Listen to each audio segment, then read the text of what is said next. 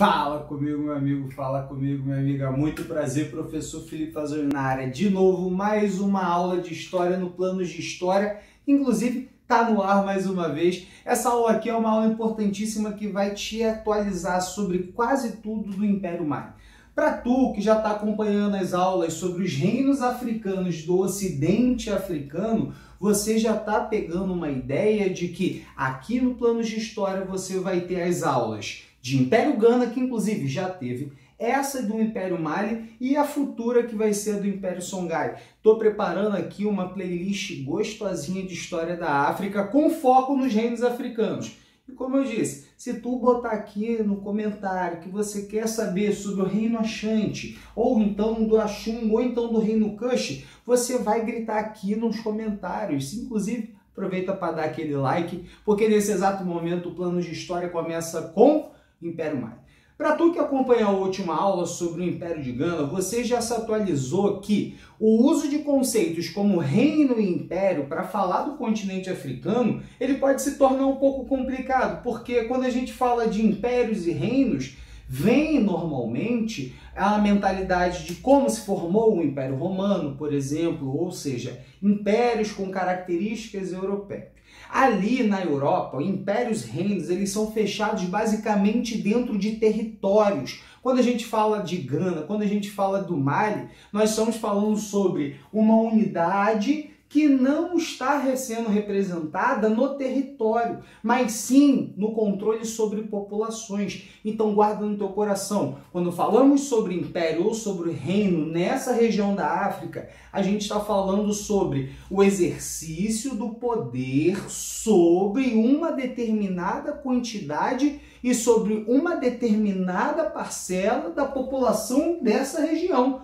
Tanto que, se tu fizer um exercício, jogar no Google imagens das fronteiras do Império Mali, tu vai ver que não é exatamente igual a essa que eu estou mostrando aqui. Essa aqui é apenas uma das opções. Isso mostra como que não é exatamente simples tu falar qual é a extensão territorial do Império Mali. Porque, repito, como aqui a característica étnica é muito mais forte, o controle sobre pessoas, sobre corpos, é aquilo que representa a unidade do Império do Mali, que inclusive começa numa sucessão das transformações e do processo histórico do declínio do Império do Gana. Tu se lembra, tá careca de saber, tu viu a última aula, que o Império do Gana fica basicamente nessa região aqui onde está minha mão. Aqui é a região do Sahel, aqui é a borda final do deserto do Saara em direção ao sul, às florestas tropicais. Essa região toda aqui, onde é o Gana, onde é o Mali, onde vai ser o Songhai, é uma região que se aproveitou muito da presença dos rios Senegal e Rio Níger, assim também como se aproveitou muito do quê? Das rotas transsaarianas. O Império do Mali vai ser um sucessor. Não significa que o Império do Gana sumiu. O Império do Gana, inclusive, vai deixar de ser o Império do Gana, vai passar a ser apenas um reino do Gana, o que simboliza uma diminuição de sua importância, mas vai continuar existindo como reino tributário do futuro Império do Gana. O reino de Gana ele acaba com a invasão dos Almorávidas e também com a pressão a partir do sul do Império Sosso. O reino Sosso, no caso, ele vai exercer um controle por muito tempo, sobrepondo ao reino de Gana. Esse reino Sosso ele vai acabar criando alguns anos de governos autoritários, limitando, inclusive, vou te contar um segredo. O reino Sosso ele vai limitar o comércio dessa região, origem dos Malinké, ou dos Mandinga, ou dos Mandinka. Conforme você for pesquisando, você vai ver que esses três nomes se referem à mesma coisinha, ao mesmo nome, ao mesmo povo, à mesma etnia. O reino Sosso, então, ele exercia um poder sobre o Império Mandinka, sobre o reino Mandinka, desculpa. Esse reino Mandinka é justamente aquele que vai formar o Império do Mali.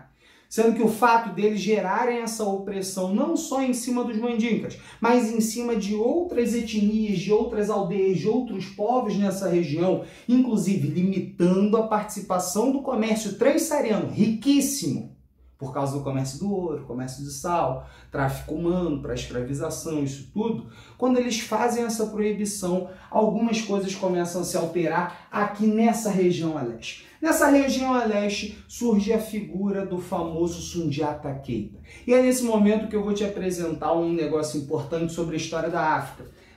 Quando a gente fala sobre a história da África, os griots eles são a peça fundamental, pois, diferentemente da Europa, que a história escrita é a base para a gente recriar tal como algumas civilizações se formaram. Quando falamos de história da África, a tradição oral é aquilo que é levado em conta. Tanto que os griots eles são pessoas que são criadas com o grande objetivo de fazer a transmissão da tradição de um determinado povo para as gerações. Até hoje, os griots eles têm seu papel de importância. Ao longo dessa época, que a gente pode falar da Idade Média africana, os griots eles tinham um papel, inclusive, de servir para diplomacia, para negociação em nome dos governantes desses impérios. Os griots, então, eles são a fonte principal de algumas histórias que você vai ver aqui e de algumas histórias que tu tá vendo aí no YouTube ou então de vários livros de história.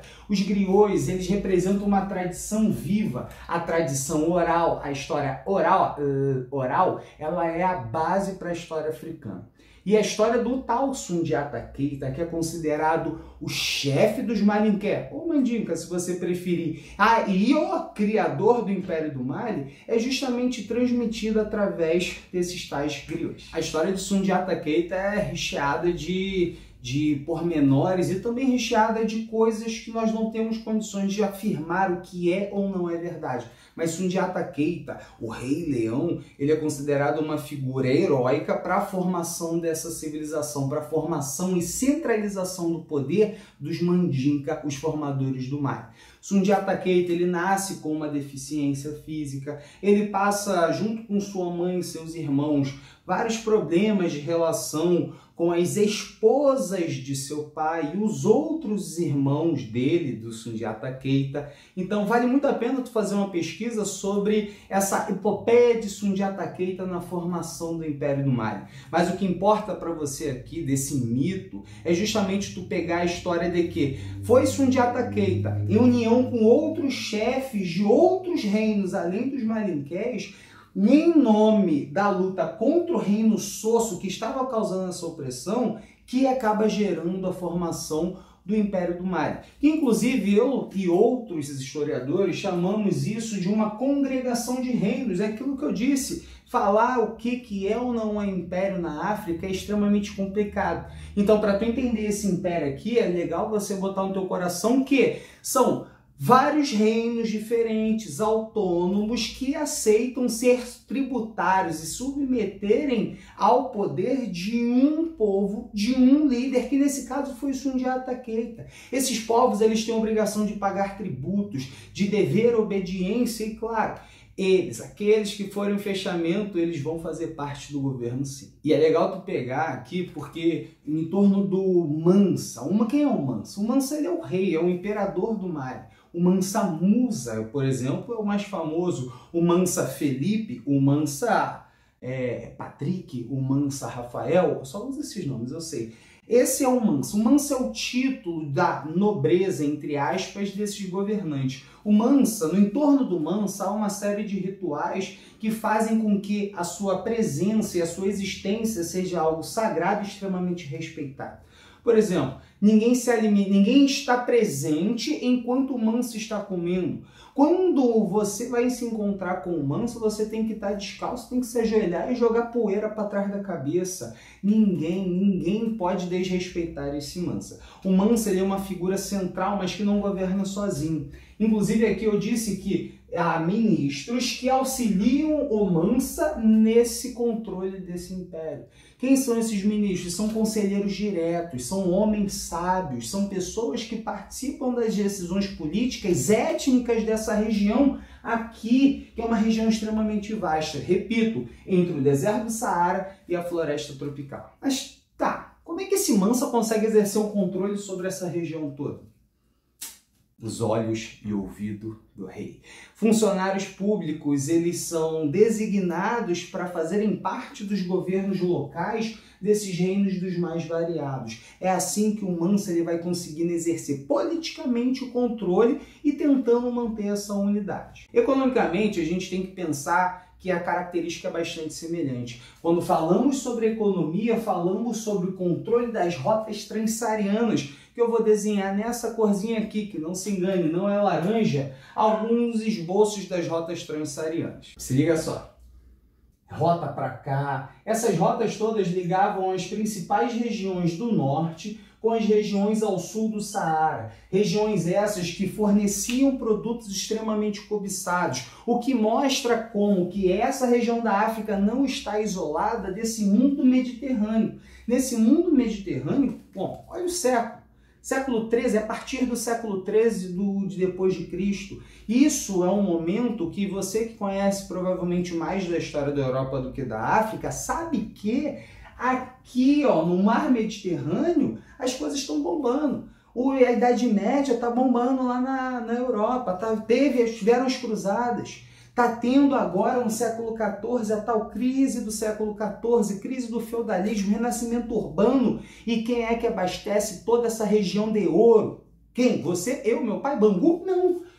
O Império Mali. Aqui é a terra das grandes minas de ouro, mas não apenas esses produtos. O ouro, sal e os escravizados são apenas alguns exemplos. Mas o que tu tem que pegar aqui é o controle das rotas transsaarianas. E é justamente a partir do controle do uso do ouro na mão do Mansa é que vai ser gerada a riqueza desse império. Porque o Mansa, assim como no Império Gana, ele tem o direito exclusivo de ter pepitas de ouro, pedras de ouro.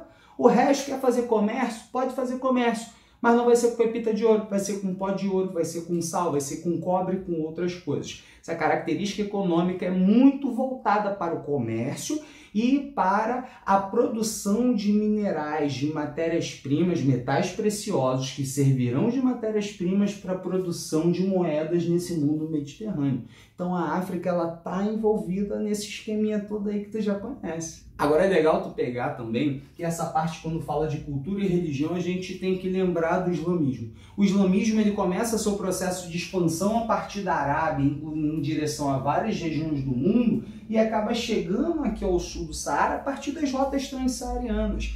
Alguns imperadores do Mali se converteram ao islamismo para melhorarem suas relações comerciais com essa galera que vem do norte. O que não significa, claro, o fim das religiões tradicionais, das várias religiões tradicionais aqui. Como eu disse na aula passada, genericamente, alguns livros chamam de religiões animistas em contraponto do islamismo. Aquilo que seria um politeísmo selvagem, segundo uma visão eurocêntrica, preconceituosa, e daquilo que é um politeísmo. Politeísmo não, e aquilo que é um monoteísmo, que é o islamismo. A característica religiosa aqui é uma característica de grande mistura. E conforme os parâmetros da religião islâmica que Mansa Musa, o imperador mais famoso do Império do Mali, ele vai fazer a famosa peregrinação em direção aonde? Em direção a Meca. Essa peregrinação vai entrar para a história e vai entrar na boca do povo. Boa parte das lendas, dos mitos, das histórias que circulam por aí até hoje é por causa desse tal de Mansa Musa. Diz a história de que ele é o homem, o ser humano mais rico da história da humanidade. E uma das argumentações é a famosa peregrinação que ele fez em direção a Meca, onde só quando passou na região do Cairo, aqui no Egito, ele distribuiu tanto ouro, que é outro preceito do islamismo, a caridade, que isso acabou gerando uma inflação grandiosa por um bom tempo, de cerca de 20% de desvalorização do ouro na região. Essas histórias circularam com muita força. Mapas cartográficos foram produzidos com Mansa Musa, com o ouro na mão, sendo representado no meio do mapa, justamente nessa região do ocidente da África. Ninguém sabia exatamente onde eram as principais cidades do Império do Mali. Mas uma das suas principais cidades é justamente a cidade de Timbuktu ou Tombuktu, dependendo de onde você for ver. O Mansa Musa, quando ele retorna da sua peregrinação, ele retorna com muitos livros, porque ele, como um islâmico, como um muçulmano, ele vai acabar fazendo uma certa valorização dos estudos corânicos, do Alcorão. E junto com esses livros ele vai trazer alguns intelectuais, vai trazer até outras pessoas especializadas como engenheiros para essas cidades, e especialmente a cidade de Timbuktu, que fica aqui, ó, na borda, um dos pontos de partida das rotas transsaarianas. Cidade de Timbuktu vão ser criadas muitas mesquitas, algumas universidades e uma biblioteca gigantesca, centro de produção cultural associada ao islamismo, mas também associada a todo esse desenvolvimento e enriquecimento do Império do Mali, que tudo que é bom dura pouco, tudo que vai, volta, tudo que sobe, desce. E o Império do Mali, assim como o Reino do Ghana, como o Império do Ghana, ele está dentro de um contexto em constante transformação. É assim que é a história. E o declínio do Império do Mali, ele vem justamente quando algumas coisas começam a acontecer. Primeiro, o fortalecimento do Reino de Songhai. É a partir desse Reino de Songhai, que era tributário ao Império do Mali, que vai se formar o futuro Império Songhai. É também o período de chegada dos portugueses e outros europeus no litoral africano, que estava gerando uma alteração no fluxo comercial, que antes era pelo deserto do Saara e agora vai passar a ser pelo do Oceano Atlântico. Essas coisas, esse processo histórico de transformação está fazendo com que o Império do Mali, depois de alguns séculos, olha aqui, as coisas não continuaram a andar do jeito que já andaram, como o auge da sua história no período de Mansa Musa. Agora a gente vai pegar a história do Império Songhai. Essa história aqui, ela não dá por completo tudo aquilo que a história das Áfricas merecem, tudo aquilo que a história das Áfricas representam. Tem muita coisa que a gente pode estudar ainda. Mas infelizmente nem tudo isso é cobrado, tem relevo muito grande na história do Enem e de outros vestibulares. Por isso que não vale muito a pena aqui, para esse objetivo desse canal, a gente ficar aprofundando em outras histórias, porque aqui, além de você se distrair, caso seja o seu caso, a ideia aqui é fazer que essa aula seja útil para alguma aprovação sua. A ideia é que essa aula aqui seja útil para aquilo que tu quer. E se tu quer, e se tu tá aqui, aproveita e dá aquele like, se inscreve, porque eu fui.